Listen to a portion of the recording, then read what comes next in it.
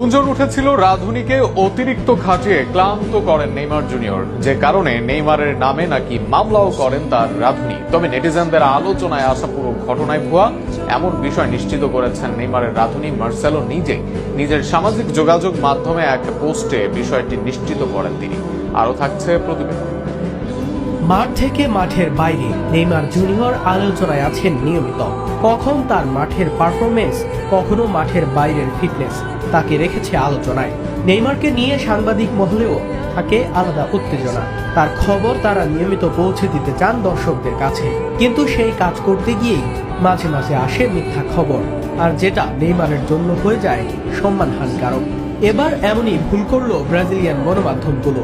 কিছুদিন আগে তারা বড় আকারে প্রচার করলো নেইমারের গৃহকর্মীর কাছ থেকে মামলার খবর, যেখানে একাধিক ব্রাজিল গণমাধ্যম জানায় নেইমারের রাধুনী মার্সেলো তার বিরুদ্ধে করেছে মামলা।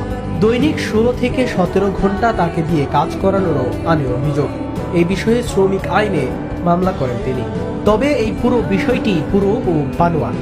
নেইমারের রাধুনী মার্সেলো লিমি মিঙ্গুরাস তার পোস্টে পুরো বিষয়টি উল্লেখ করেন। আসলে নেইমারের নামে করা হয়নি কোনো মামলা, বরং মার্কোস দুস অনসোস নামের একজন ভুলভালভাবে নেইমারের রাধুনী মার্সেলোর নাম যুক্ত করে পোস্ট করেন।